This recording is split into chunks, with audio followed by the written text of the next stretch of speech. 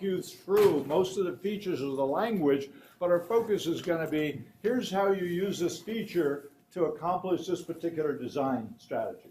Okay? The C++ language is built from the ground up to support creating value types, that is, types that can be copied and assigned and who have scope-based lifetimes. So it has all the tooling, all the mechanics necessary to do that, unlike C# and Java. C# and Java, user-defined types are reference types, live on a managed heap, have non-deterministic lifetime, and cannot be copied or assigned. You can copy and assign the handles, but you can't copy and assign the objects without going through a whole lot of work. So the C++ language gives you all the tools necessary to do that, and that turns out to be very, very effective. How many of you have not taken a course with me, class with me before? Okay, so you may be surprised, okay, at how much I expect of you. You guys are assurance, right? You're the two assurance guys? The three of you are? Okay. So we should have a conversation. Maybe, why don't you come up, can you come up to my open office hour at 2 o'clock and we can talk about that a little bit? Because you have this. So you have that special requirement. Okay. So the course is intensive. It's project-oriented. We have 4 projects and a midterm. There is no final exam, but there's a midterm that counts 1/3 of your grade and 4 projects. And the 4 projects I would expect would probably take you about 50 hours each outside of class. Maybe more. You know, your mileage may vary. It depends on your skills as a student, but I doubt that you can do it much more quickly than that. Okay, so we're going to use the C++ programming language by Bjarne Stroustrup. He was the creator of the language. Last year, we used a different text. I had used Stroustrup's book for years, and I, as an experiment, used the C++ primer by Lippmann et al., and I was unhappy with the book. The book does a nice job of discussing topics, but there's a lot of topics they don't cover at all. They say very little bit of design, and they say nothing about threads, you know. And so Stroustrup talks nicely about design, and he talks about threads, and you know, all the major parts of the language. So I've gone back to Stroustrup. There's 2 books required for the class. Guys, the class starts at 9:30. Please come on time, okay? Guys, 9:30. So the C++ programming language and the C++ standard library by Nikolai Josutis. Stroustrup is a really, it's not the easiest book in the world to read. But once you've looked at it and worried at it a little bit, what you discover is that what he told you is entirely accurate and complete. And that's not true of almost any other book. Now, the Josutis book is much more tutorial, much easier to read, doesn't cover as much, but what he does cover, he talks about really nicely. So any topic that's covered by both Josutis and Stroustrup, you probably want to read Josutis' book first. Now, strongly recommend you buy those books. Now, you know, as soon as a book hits these days, a PDF version appears somewhere. You can find PDF versions for both these books. I would recommend that you buy them. It's a better user experience to have that physical book on your desk while you're working away, because you can flip through it. Yeah, PDF, you got to search, a textbook, physical textbook, you can flip through it. So, you know, whatever you want to do is fine, but these are required books. C++reference.com is an excellent reference site. Nobody, I don't have the entire C++ language up here. I have an awful lot of it, but I don't have the entire C++ language up here, nor does Stroustrup, the creator of the language. Because it's a big language, and it's been evolving for years. So you need a good reference, and the cppreference.com is excellent reference, trustworthy. So, strongly recommend it.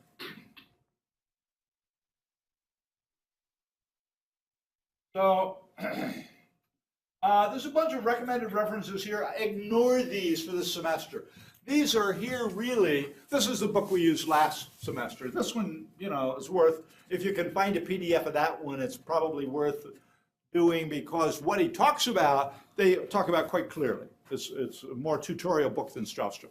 But the rest of these, my model for you is that when you're done with this course and you want to push a little further, although I got to tell you, there isn't too much further to push because you're going to get most of everything. But or if you step out of here and start developing C++ code professionally, a lot of my students do, then these are good references to look at and get a hold of. But for now, you can ignore that. You don't need them, other than maybe finding the PDF of the Lippmann book. Prerequisites. I don't expect that you already know C++. But I do expect that you are quite comfortable with some programming language, C or Java or C#. As long as that's true, then you're prepared. Lots of people have been very successful in this course coming to it with no knowledge of C++. You'll work a little harder than those who already know some C++, but it's entirely possible to succeed without it. This is the syllabus, and I'm not going to talk about the contents other than just a really quick summary. We'll talk about the contents in a slightly different way in a few minutes. But you'll notice that each lecture page, for each lecture there is a page, and it's linked here. I don't always keep up exactly, you know, at this time schedule. Sometimes I'll get a little ahead of it. Sometimes I might fall a little behind it. That's fine. No, not a problem. But the lecture material is all there, and the projects are all linked here. So, for example, if you click on Project 1, here's a statement for Project 1. We're going to do a key value database. I've done one of these 2 years ago in software modeling analysis. And last year in this course, we did a key value database project. But this one has some different requirements. It's not the same. And I'm going to give you some starter help, quite a bit of help, which we'll talk about in just a few minutes. With that, the way my projects work, I like to have a progression of projects so that what you do in Project 1 is used in Project 2, and what you do in Project 2 is used in Project 3, and what you do in Project 3 is used in Project 4. And so you see this continuum of development, which is the way it really happens professionally. And if you get to Project 2 and you say, gee, I can't use my Project 1 here, it doesn't work well enough, there's a really good lesson there. Why wasn't it good enough for you to use in Project 2? Now, typically what will happen is I've given you some starter code that's maybe half of what you have to develop here. We'll talk about that in a few minutes. The other half I haven't given you, but as you're getting into Project 2, I might decide to give you the remaining parts, okay, if you can't use your own. But there's always, I want to see you use your own code. Okay, so, and we'll talk about this project a little more in a couple of minutes. The handout is about this helper code for that project. So this first project is due in 3 weeks. And I think it'll take you, even though I've given you a lot of help, I think it'll take you about 50 hours to do the project. 50 divided by 3. is about, what is that, about 18 hours a week? So, 3 weeks. So, maybe, but anyway, a goodly number of hours each week. So you cannot succeed in any of my classes by waiting till the weekend before a project's due and starting to work on it. If you do, weeping and wailing and gnashing of teeth. Now, I do accept projects late, but I levy a late fee of 1 point a day. So if you're 10 days late, you begin at 90 and go down from there. Now I think everybody's goal should be to get in the 90s on their projects. That's going to take you to an A.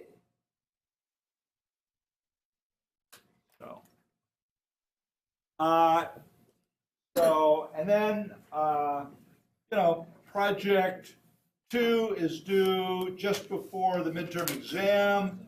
Project 3 is due a few weeks after the exam, and then project 4, the last day of class. So the course, you'll be graded on the midterm counts 1/3 of your grade, and the projects count 2/3 of your grade, and they're weighted equally. So, all right. So let's go look at lecture 1. So for you guys who haven't taken a course with me before, you want to know this website. So let's go to, I'm running this website, I'm running those web pages off my laptop, but the same pages are on the college server. So here's the college server, and the easiest way to get that is you don't need to remember that URL. You can just come in and type in Jim Fawcett. And if you're using Google, I should be around the top, and there you are at the website. Okay? So,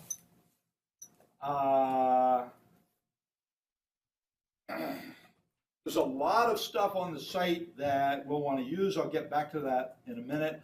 One other thing is we're going to use Piazza for this course.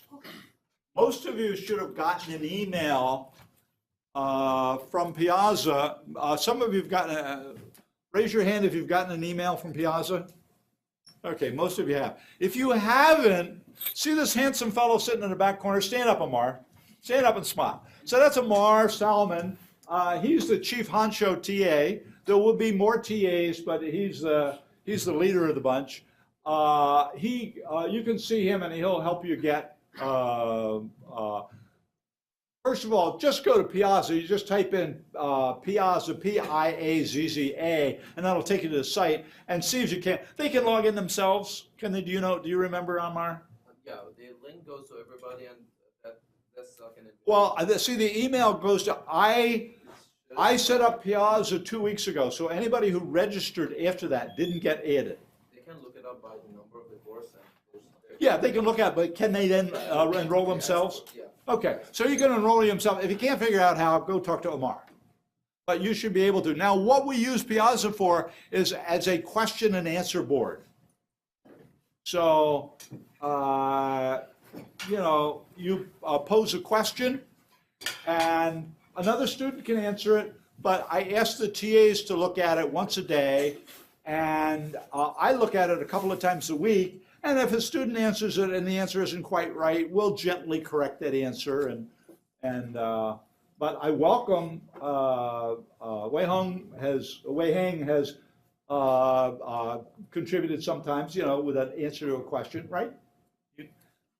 Maybe it wasn't you. I was thinking it was you. But anyway, one student can answer another student's question. So you get answers really quickly, and the TAs look at it often enough so that if the answer isn't quite right, it'll gently get corrected. We don't blame anybody. We don't say, "Oh, that answer was stupid."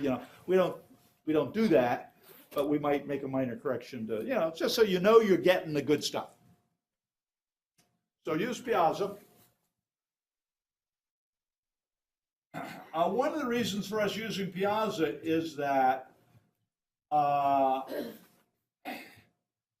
welcome questions during the lectures, but I use a fire hose technique. A lot of stuff is coming at you. And so it gets kind of hard to get a question in edgewise because I'm talking so much, blah, blah, blah, blah, blah, blah, blah, coming at you. So if you don't get it, then you can post it on Piazza. Also, every Friday morning, starting at 9 o'clock in this room, I have a help session. I don't come with an agenda. I'm just here to answer your questions, and usually they're very productive sessions. We can talk about things in a relaxed way, and get you more details. Okay.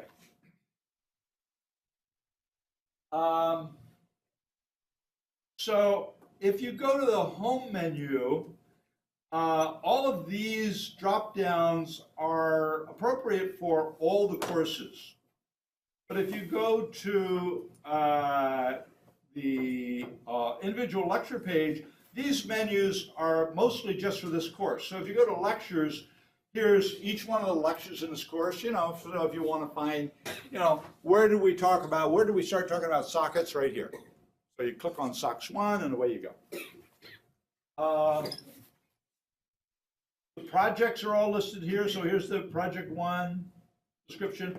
By the way, when we look at that, you'll see that the project has some requirements. Shall.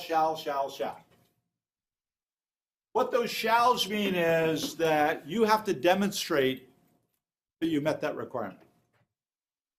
There are right now about 165 students registered for this class, and we don't have nearly enough TAs to spend an hour apiece grading your projects. So we require you to demonstrate that you met each requirement. So the TAs just start your program, sit there with their hands behind their back, blip, blip, blip, blip, blip, blip, blip, comes your demonstration that you met those requirements.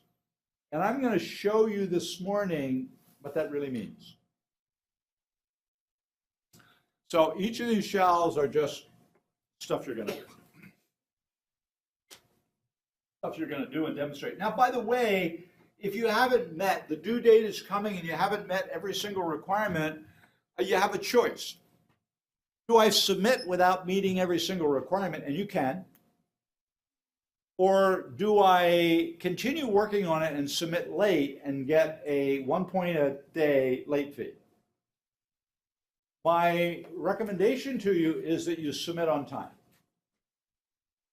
For a couple of reasons. One is that it might well be that you'll lose more points by being late than you gain by adding the additional requirements. The second point is that when you work professionally, you're expected to turn in stuff on time. So it's a really good idea to get in the habit of meeting your deadlines. So strongly recommended that you do. But again, we will accept them. So each of the projects are here. So there's a videos link, and that's going to disappear because there's a new SU policy that says we're not allowed to have any videos that are not captioned on an SU website, and we can't link to videos that aren't captioned on a SU website. So that means that I used to have videos, I post videos all the time on that video page for each class. Not going to happen anymore. Policy forbids that. Somebody who was hard of hearing threatened to sue the university because their videos weren't accessible. It is fun to do. But please, from now on, the class starts at 9:30, so come on time. So I won't put them up. Now, if I can figure a way to do it, I'm going to still record them. If I can figure out a way to put them on YouTube or something, and in a reasonable amount of time, I will do that, and I will give you the non-clickable link that shows you the URL to get to them. Okay, and so I'll barely satisfy the requirement because I'm not allowed to link to. So, but no promises. So I think you should assume that there won't be videos for these courses. If I can, I will, but the videos for software modeling analysis will stay up at least for a while, but so you can't depend on those. That means you got to come to class. That's a good thing. There's some more advice about, we'll look at some of this stuff, how do you upload projects and what are the requirements for submission, what's our grading policy. As we get a little closer to the due date, we'll talk about some of those things. Code snaps are some code that is webified, just appears on this web page as a web page. So most of the code for the course, I have lots of samples, and you will download them and pull them up in Visual Studio and run them. But a few pieces of code that illustrate really important things, I put up as webified code. And so they're immediately accessible. So, you want to, what's the syntax for a template? Click on one of those, down it comes so you can see immediately. So these code snaps are here, and so you see I have pointers and references. Lots of people when they start C++ aren't really comfortable with pointers and references, so this is just some demos that help you with that.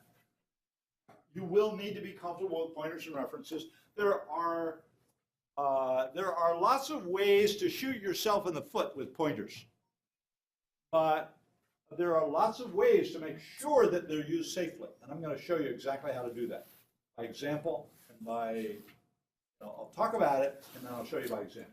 It's really easy to do. The language gives you all the features necessary to use them very safely. So we'll do that. Anyway, bunch of stuff there. Notes. The notes are things that encapsulate some small important thing.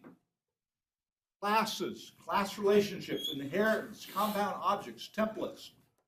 So you'll discover as we look at the, we're going to take a quick look at some of the prototype code for Project One I've handed out. It uses templates. And you say, but we haven't talked about templates. And in fact,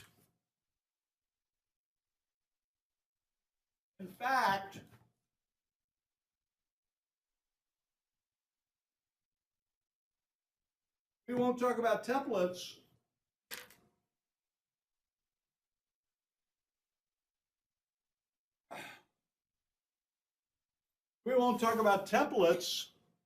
until just before Project One is due.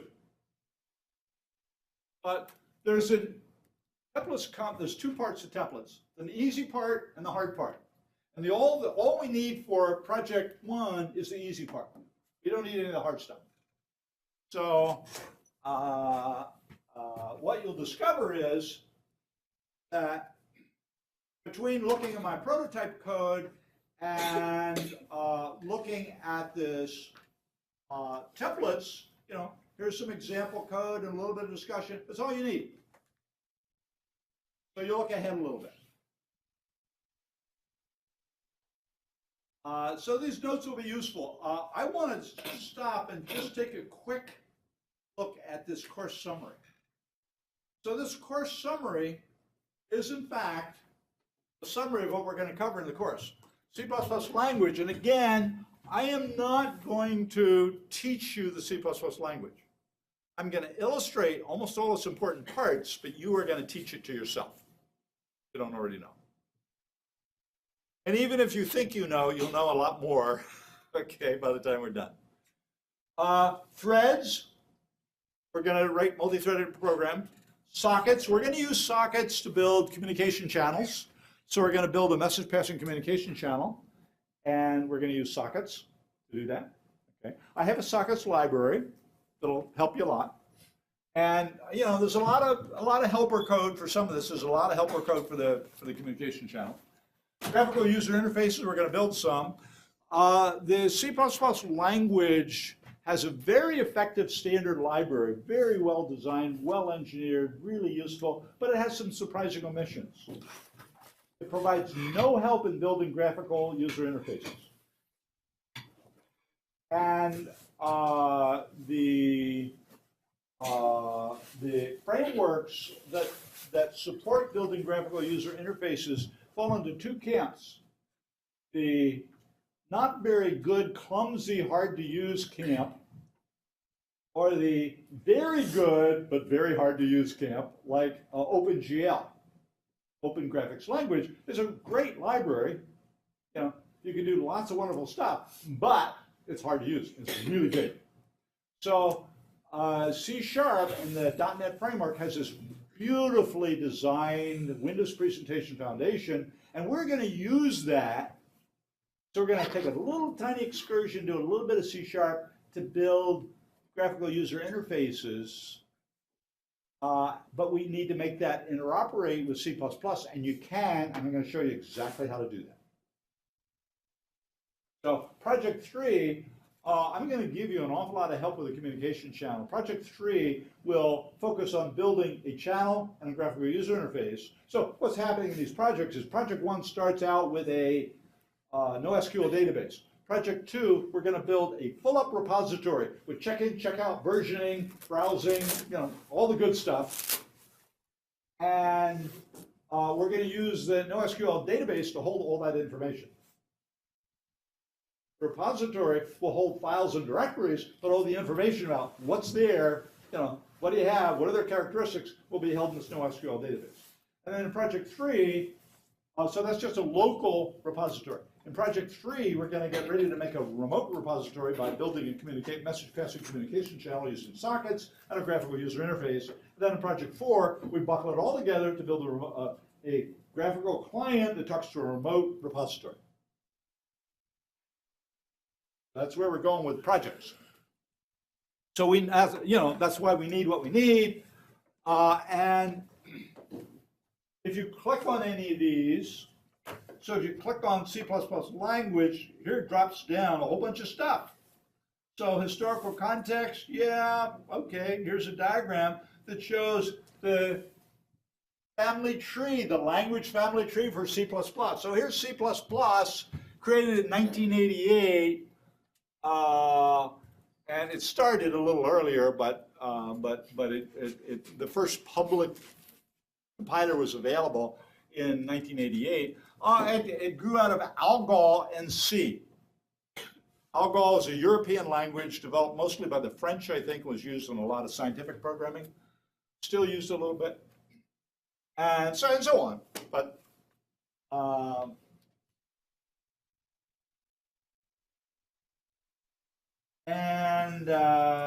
classes, so here's a little description of class. A class is a language construct that binds together member functions and data, providing access to users only to the member functions, not to its data. So that allows a class to make a strong guarantee about the integrity of its data, because another program can't come along and mess it up, because you can only interact with it through the member data, through the member function, and the member function should be designed so that any use of them can't put the data in an invalid state. Okay, so each one of these, you know, just a little capsule statement and then some links into, you know, lecture 1 page, cppreference.com, and here, classes. So this takes you to that, you know, a little class page that says, you know, here's the anatomy of a class, and here's all the parts, and we are going to, in lecture 4, we're going to pull apart all of these various standard member functions. So these member functions are what endow value type behavior on a C++ user-defined type. Copy constructor, assignment operator, so on. And we're going to go through that in gory detail in lecture 4. You're going to see exactly how to do all that stuff.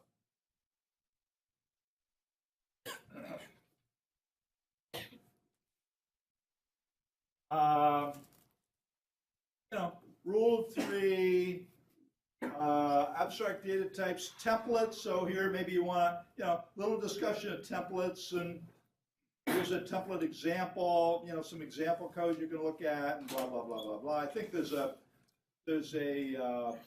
code snack for stacks. There isn't, but I'll put one up.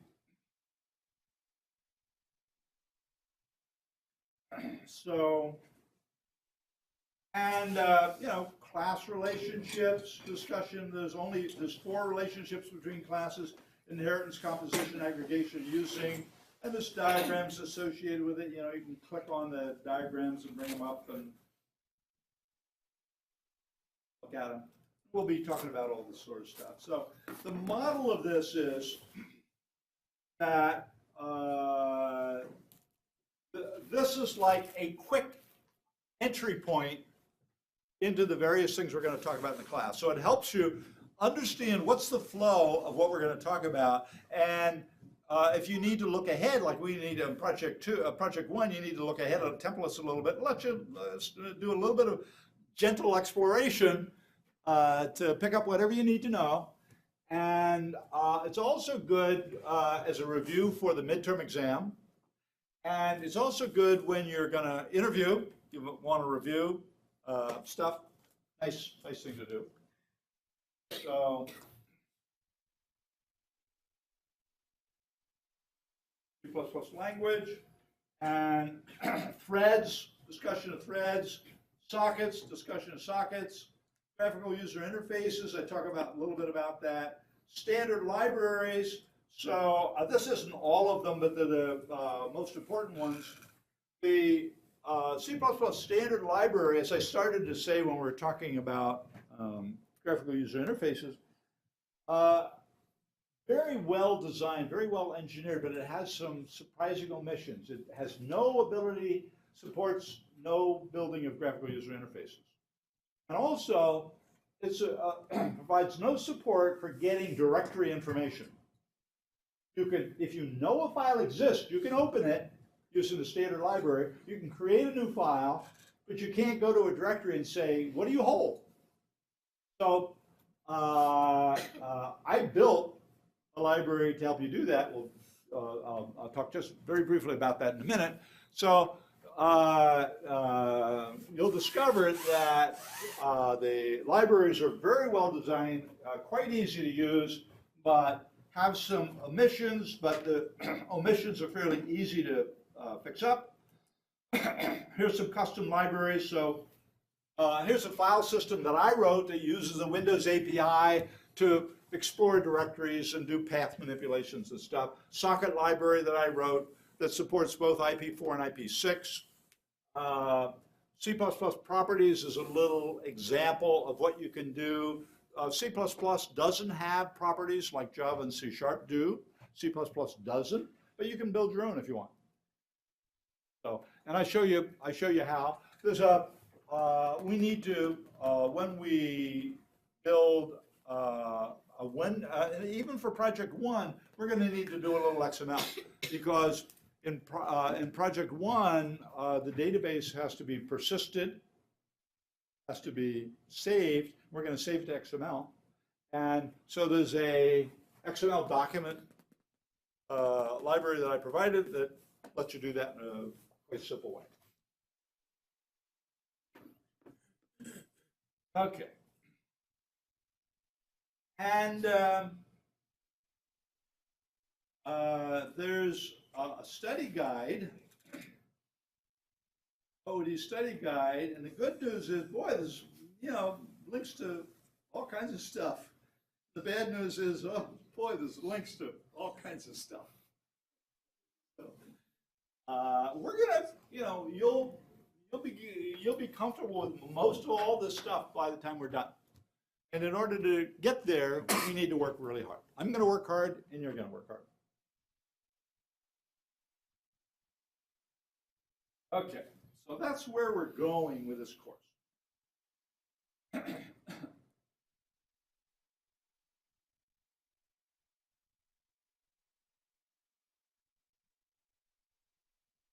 Okay, so here we are back at lecture one. So there is a C++ survival guide that I wrote that is just a little summary of syntax for pointers and references, for classes, class relationships, standard strings, IO streams, file streams, string streams, iterators, and vectors. So these are the parts that you'll use mostly. And so this is just a little syntax, little cheat sheet for the syntax to help you get started. So probably a good idea to print it out, put it on your desk, under your elbow when you're writing code for the projects, and there it is. You can look stuff up quickly. How do I do?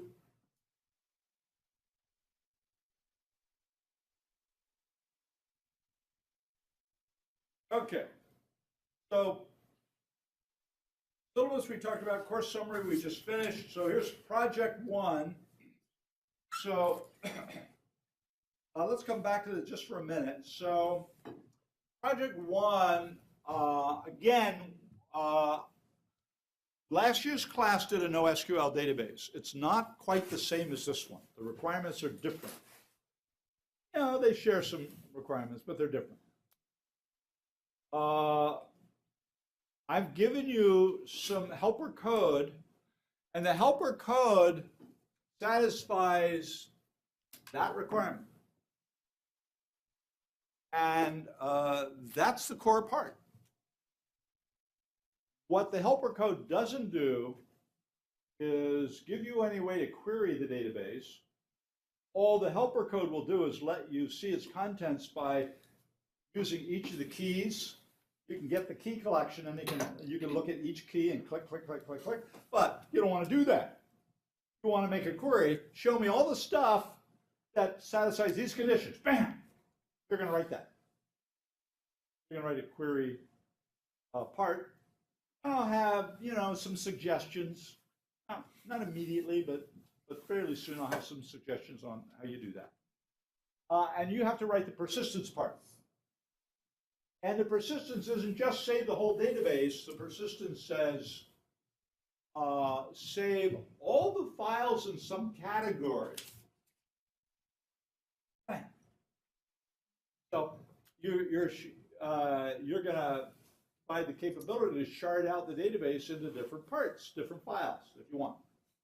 It's called sharding, a standard database term for taking part of the database and persisting part of the database someplace. So you're going to write the editing, you're going to write querying, you're going to write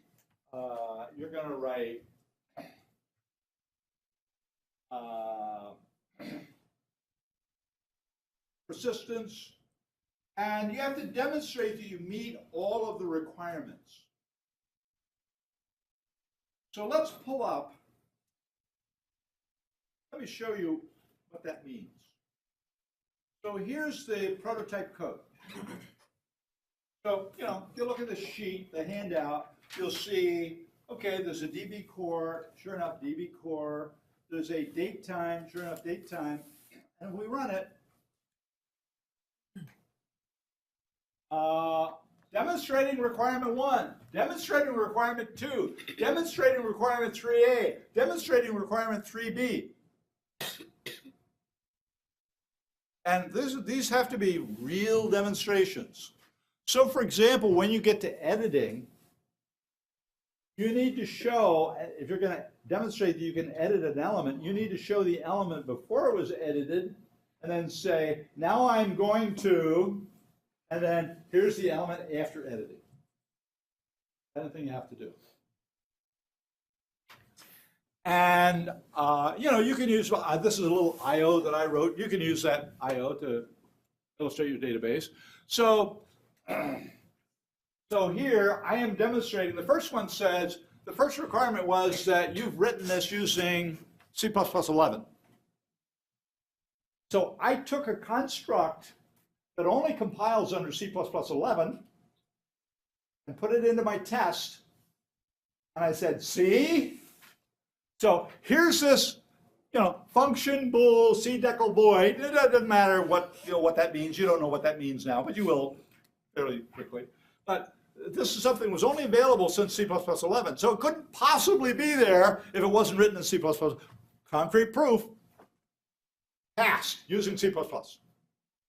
And demonstrating requirement 2. So here, requirement 2 says that you're only going to use streams and new and delete. You're not going to use standard. You're not going to use standard I/O, the CIO, and you're not going to use malloc and free. Now that would be really hard to prove that you haven't used it. You'd have to do an exhaustive search for a whole bunch of things. So here I say visual examination of all the submitted code will show only use of streams and operators for new and delete, passed. But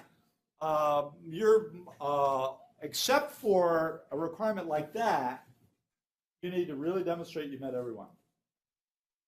I've had students submit code that didn't work, but pretended to work. That manufactured output that looked like it was coming from the real thing. Okay. And they worked harder to generate that output than they would have to build the darn project correctly in the beginning. Okay. So these tests have, darn well better show that you really did it. Okay. So that's the model. Every single one of those shalls, every shall, demonstrate, demonstrate, demonstrate. And so the TAs, there's 100, and right now 160 some students in this class, and we don't have enough TAs to spend an hour apiece looking at your project. So you have to demonstrate you meet the requirements. So what they'll do is they'll run it with their hands behind their back, and when your program is done running, it demonstrated you met all the requirements, and anyone that didn't demonstrate, X on that requirement sheet. Now, when I hand back the projects, that following Friday, we have a grievance session where you can come to the TA who graded your project and say, this is wrong, I implemented that.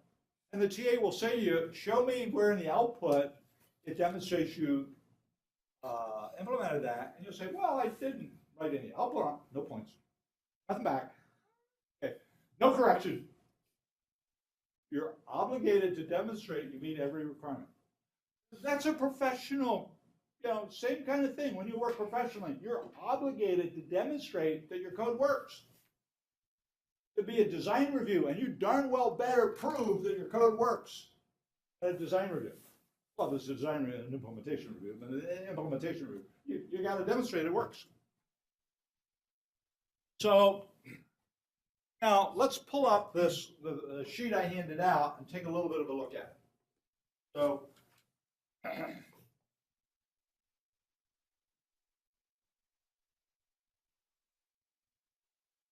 go back to lecture 1.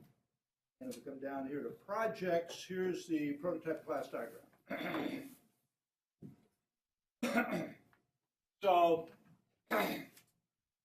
DB core wraps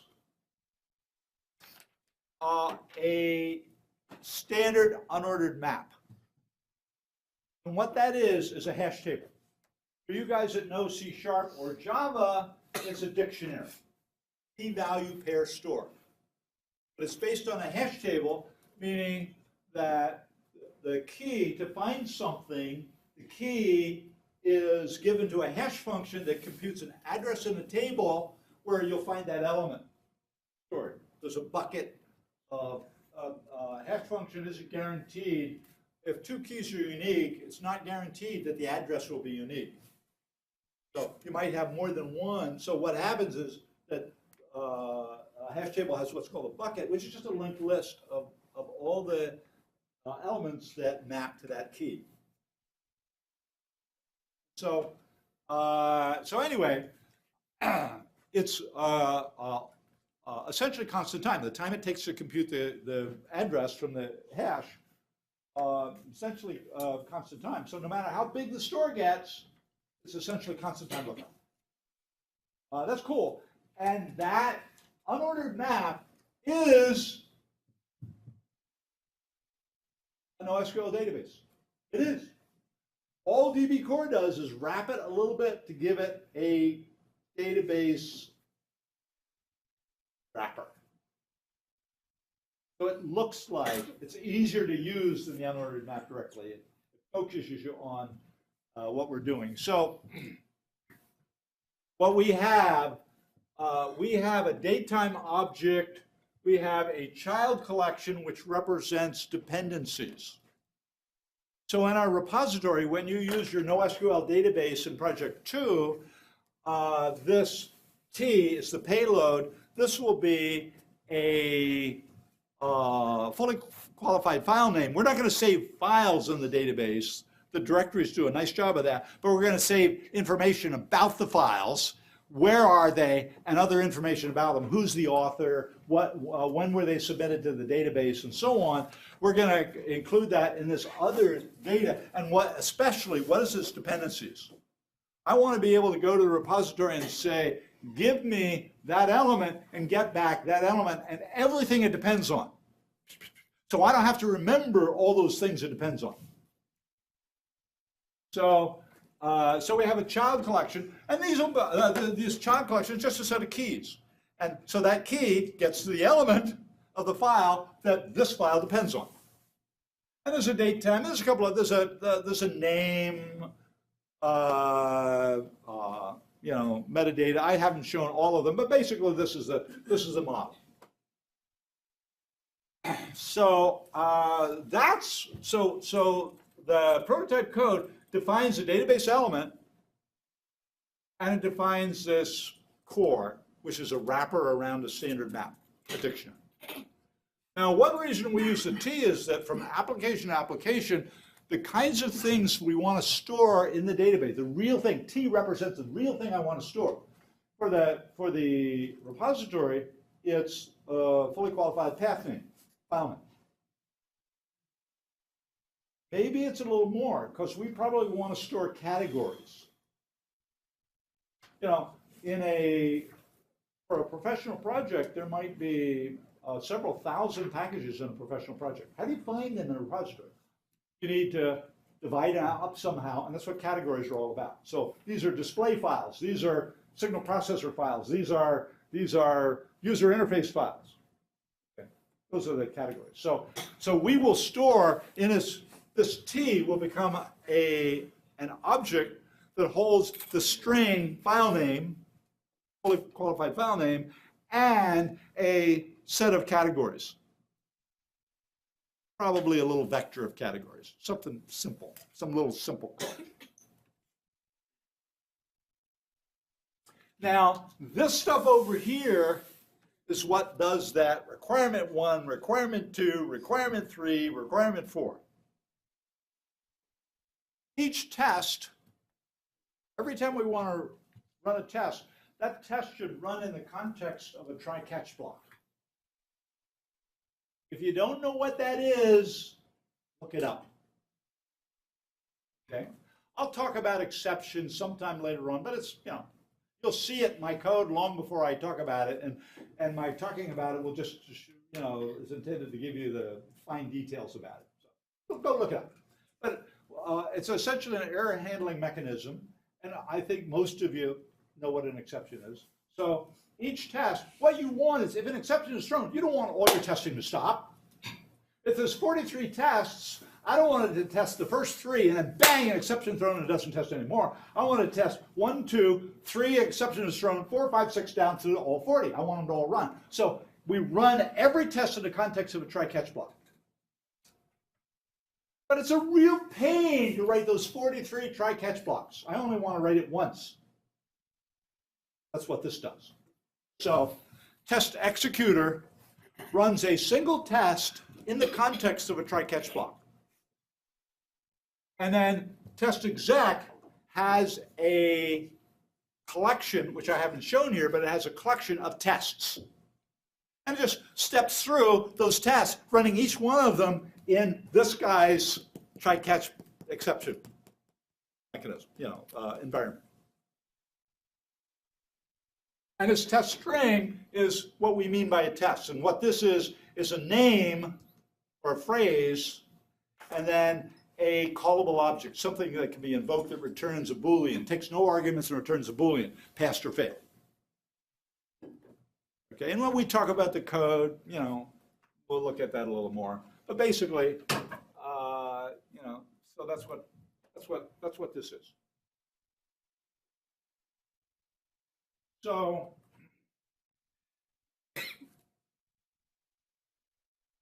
here, there's a date-time class. So one of the things the standard library provides you, it does provide some time handling information in a library called Chrono, but it's notoriously hard to use. The time is, it's simple stuff. Why are you making it so hard? So I wrote a little datetime class that makes it easy. I can say datetime.now and it'll return a string for the current clock time. Bam, there it is. dbCore, this is a wrapper around the dictionary, the unordered map. So let's just go look at dbCore.h. Looking at it, so here's my dbCore class, and here's my database store, and what that is, database store is just this unordered map of key DB element. Yeah. So I don't know all the details. I don't know how to write that code yet, but it makes sense. Part of my job, a big part of my job, is to give you the mental model. When you write C++ code, you need an approximation to the compiler in your head. C++ compiler. I need to get this to happen. What kind of statement makes that happen? What's the compiler going to do to that code? So none of us have a perfect model, but my job is to give you a pretty darn good one. And you will. All you got to do is work hard. And these usings are just a way of taking some long thing and making it a nice short, So this unordered map of key data, is this the database or is this something else that I'm doing? Oh, this is the database, DB store. Okay? So those these are type aliases. You can't make an alias to a function, not this way anyway, but this is a type alias. So, and here is the test utilities. So here's the test utilities.h.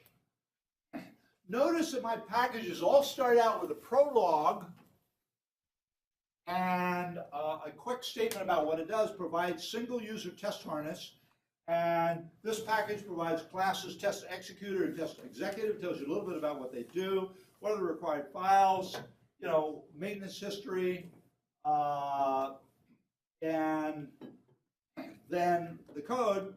And you're expected, when you submit code, it's expected to look like this. So you're expected to have prologues. You're expected to write readable, understandable code. And that comes in two ways. It comes by writing code. So the code itself is really clear by the names you wrote, the names you use, and the simplicity of your structures. Really clear what they do. And then comments that help you quickly, before you dive into the code, understand what you got. So here's the test executor. We'll execute, and it's going to run this test T. And notice that this is a template. So this says, I don't know what this type is yet. This might be a function pointer, a pointer to a function that takes no arguments and returns bool, or it might be a pointer to something called a functor, which is an instance of a class that is callable the same way, or it might be a lambda, which is a quick local function you can define. Okay, they're all different types, but they all have the same effect. You call them with no arguments and it returns a bool. And so this is what using a template allows us to do. This is the easy part of templates. All you got to do. So it's just like generics in Java and C#, only better, for reasons we'll talk about when we get to templates. Okay. So, so now I just execute that function or callable object, whatever it is, function pointer, functor, lambda, doesn't matter. And the check just checks to see if it's passed or not, does a little IO. And here is the execute function.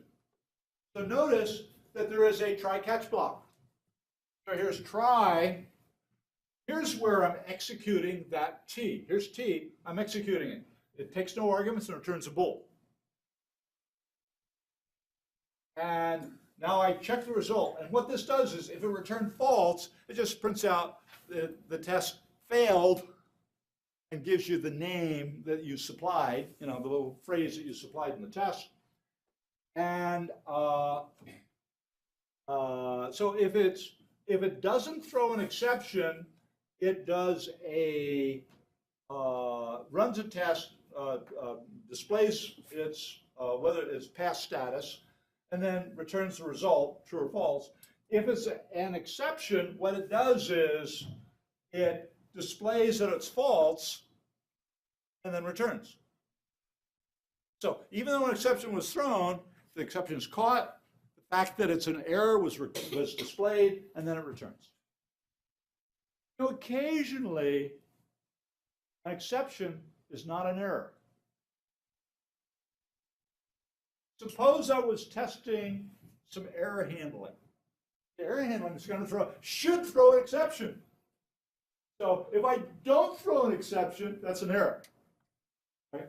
But that's a topic for another day. Okay. So, and here's the, the check is just saying, if the result is true, write out passed. If the result is false. So, I don't have to keep writing that little tooling. I just do it once, there it is.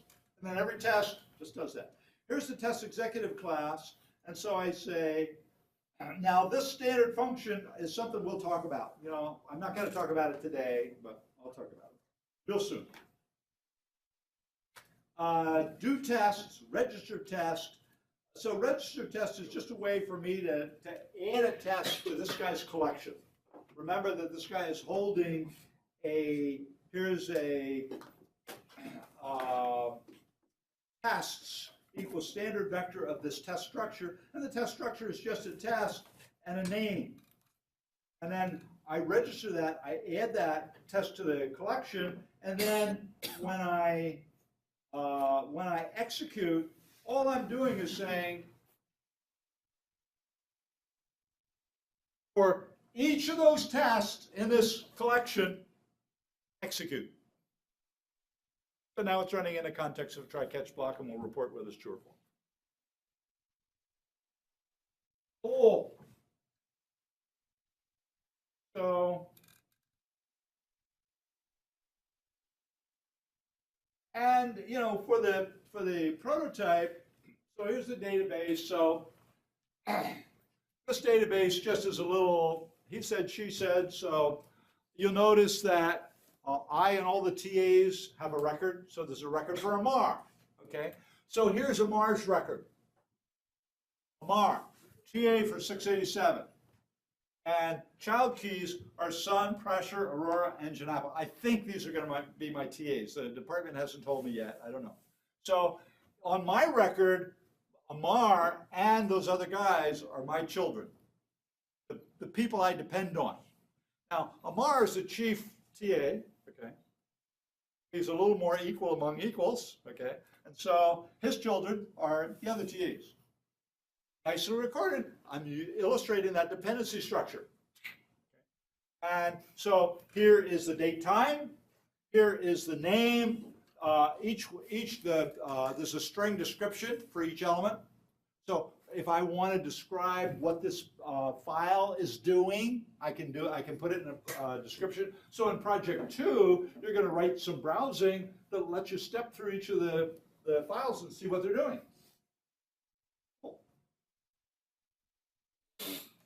Okay, and the payload is just, so here, the instructor, I am saying the good news is, the bad news is, you've all heard, most of you, if you've taken a course with me before, you've heard that before. You already heard it once this morning as I went through all those.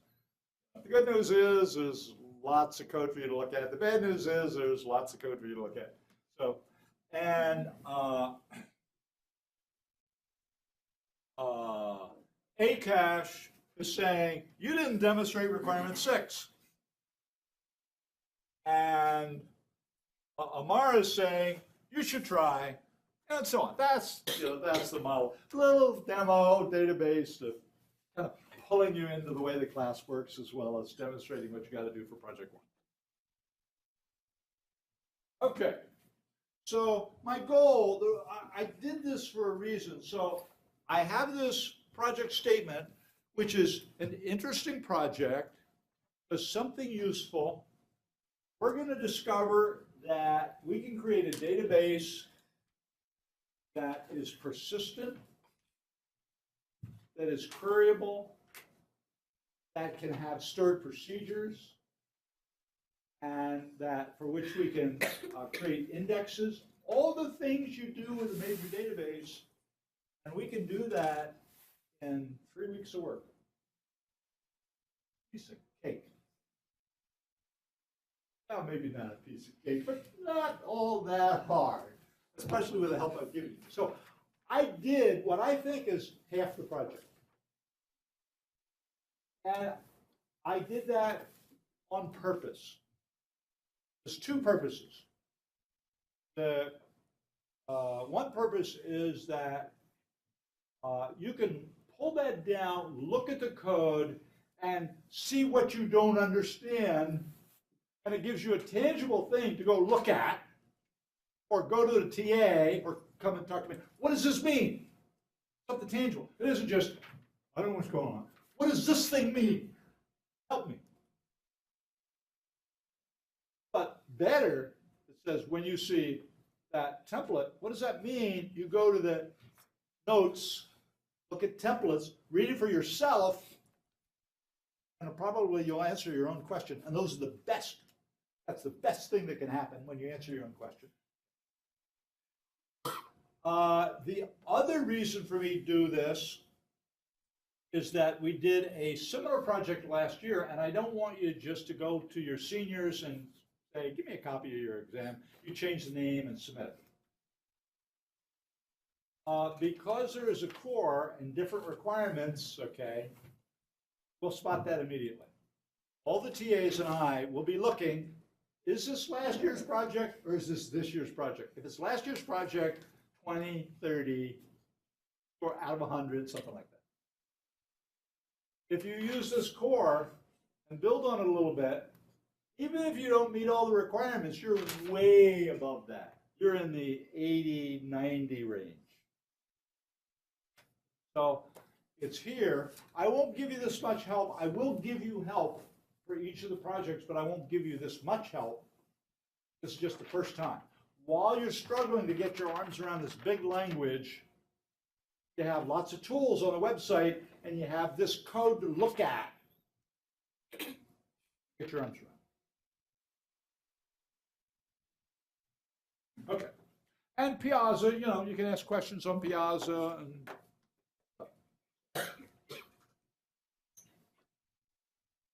okay.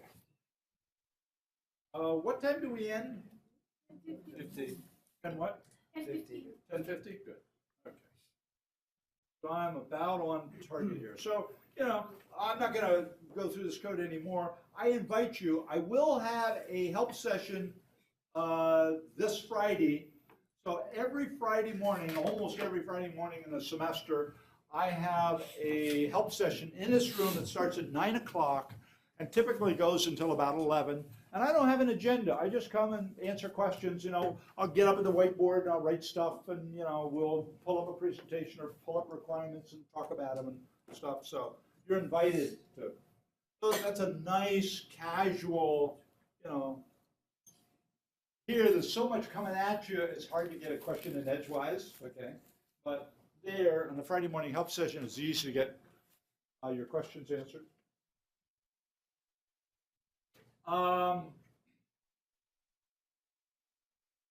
Talking about getting your questions answered, there's an office hours page, but I have not updated this. This is last fall's office hours because the department hasn't told me yet who my TAs are, who my support creators and TAs are. And so as soon as I know, probably by this weekend, I'll bring this up to date. And there will be typically 2 hours twice a week. So 2 of the TAs come to 1 2-hour session, maybe on Tuesday, and 2 TAs come to the other help session, 2-hour help session, maybe on Friday, something like that. And so, you know, everybody should get their questions answered. You can also ask questions on Piazza. You can come to my open office hour and ask questions. You can't ask in class, it's just hard to get, because we have so much to cover, it's hard to get good answers. So this will get updated, and every lecture, the menu, you know, office hour is always part of that. And there's a blog that has a bunch of things here that may be more or less appropriate for this class. There's a NoSQL database blog, but I'm going to change this. I wrote this to give some help for a software modeling and analysis class when we're writing the NoSQL database in C#. And the language constraints are such that it's easier to write in C++. And you can make it more direct and simpler in C++. And so I'm going to change that blog. This blog is really focused on the C#, Java, C# kind of development. And I will change it a little bit to look more like this. Okay. But anyway, the blog is there to help you with stuff. Some of these will take you away from this lecture level to different parts of the website. If you ever get confused and don't know where you are, every menu has a site map on it, and you can always come and on the site map, click on 687 lectures, that'll take you to the first lecture. And then if you want to get to some other lecture, just pull down and go to whatever, you know, whatever lecture you want to get to. Okay.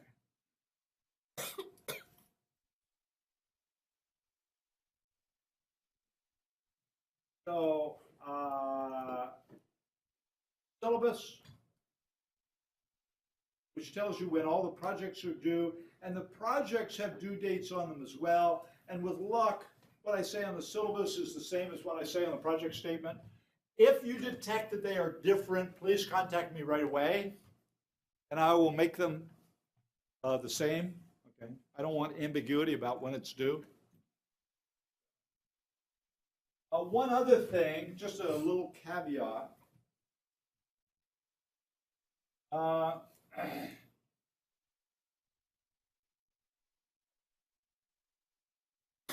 have with each class, I've had a repository. This is ordered in.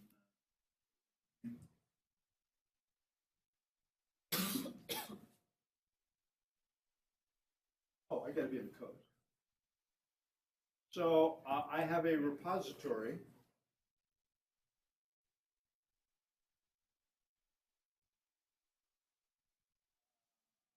Right here, which I use to put, I don't have it on this machine. It's on the college server. There's a repository for each of the classes, but I've had a continuing problem. My configuration management is awful. And so it's not unusual for me to put a demo someplace and you to find an older version of the demo, you know, and I fixed a bug or two in the demo. So I do 2 things. One is in every project you'll find in the code section a project 1. So you'll find, and this is, let me go to the college server so you see it just the way you'll see it. So if we go down here to courses, 687, lectures, we go to directories, so here's 687. So you'll find here's the repository for this code, but you'll also find if you go into the code, you'll find a project 1 help spring 18. And sure enough, is a CPP NoSQL database prototype. Project 1 help spring 18. And when we start thinking about Project 2, there isn't one now, but I will create a folder called Project 2 help spring 18, and anything that's important I'll put there. Now, because I have, in fact, this code, this NoSQL database resides in 3 different places the college server. Not good. So I am going to create the folder actually exists, a repository folder at the top levels, SU level, this handouts level, repository, and I will make all the others link. So there'll only be one copy, and I'll use hard links or symbolic links to get to that. That's the right way to do it. I should have done that years ago, but I'll be putting that in place. So you may find that, some links don't work right because I'm in the, I didn't get it all right yet. Okay, but I promise you that the latest version you will get directly to. The last symbolic link I'll put in is a symbolic link in the Project 1 help and Project 2 help folders until I've got that all up and working, so I'm sure that all the links work correctly. The real code that I want you to use will be in these Project help folders. And they will, I promise you, they'll be with a 99% reliability that they'll be the latest version.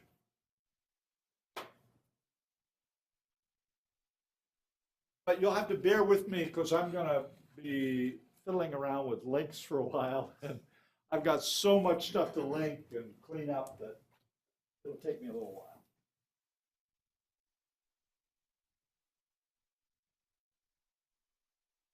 Okay. We said we'd go to 10:50? Okay, good. I got 6 more minutes. So,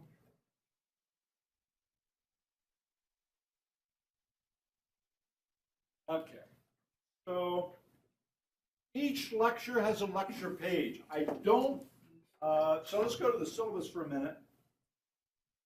They're all laid out with dates, but sometimes I get a little ahead or fall a little behind, and that's okay. Not a problem. But, I won't change this, but, what will happen is we might be behind for a couple of weeks, and then I'll catch up, and then we might get ahead for a week or two, and, so, but these are all based on content, and these links all go to the project due. We will accept projects after the due date with a penalty of 1 point a day. Except for the last project, Project 4, is a 5 point a day penalty. The reason for that is I have to get my grades in really quickly after the semester's over, and I have to have a forcing function to force you to get the projects in. So that's what I do. Midterm, yeah. So I don't think I mentioned this to you before, so let's go look at it right now. Just quickly. You'll find my solutions to the midterm. So here is a midterm 1 instructor solution 17. And so I didn't want to pull up the. So, here's the question, my answer. Question, my answer. Question, my answer. Some code. We will write code, by the way, on the. So probably a good idea for you to go and look at some of these midterms. Not to digest the material there, but just to see where are we going and what kind of things you're going to be held responsible for in the midterm, so you know what to focus on as we make that progress getting toward the midterm. The midterm will happen about 2/3 of the way through the course.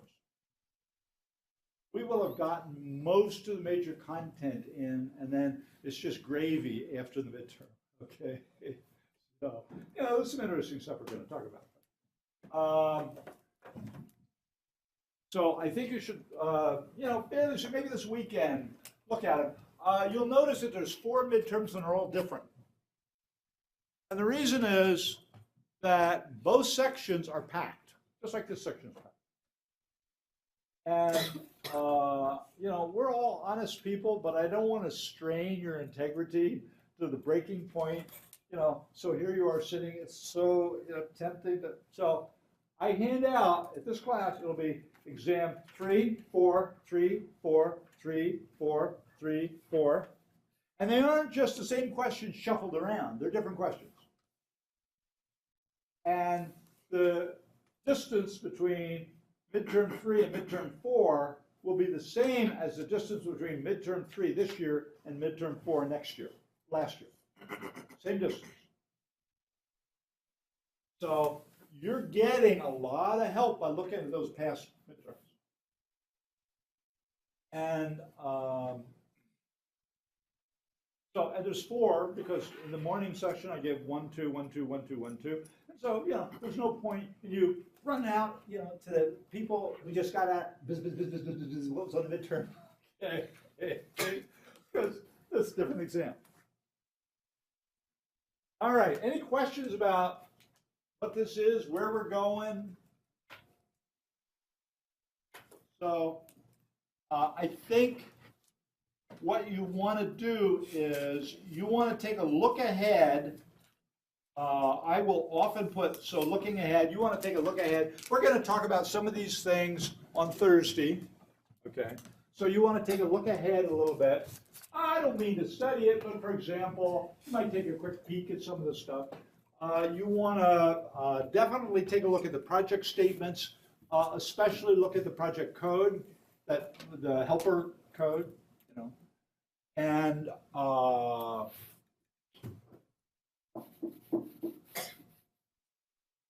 Friday morning help session, open office hours I hold on Tuesday and Thursday starting at 2 o'clock for 1 hour.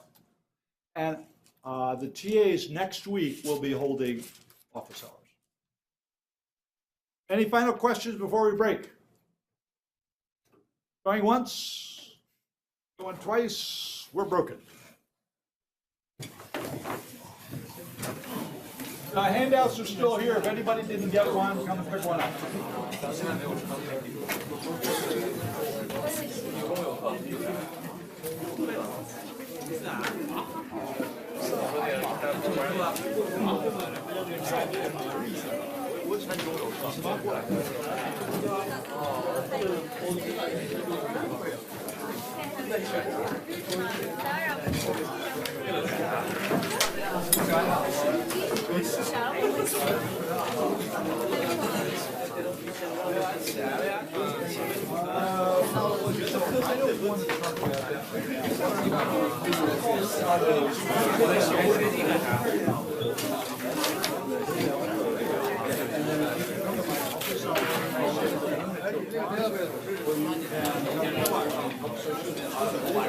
周一只有周一晚上。有去了。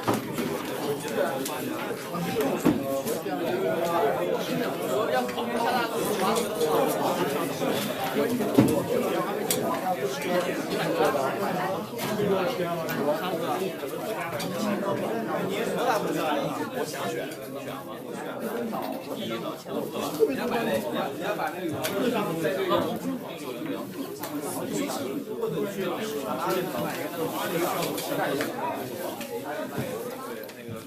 杨楚云。还是一个什么？为什么？你不是也上这种课吗？你选的是8点，我选的是9点。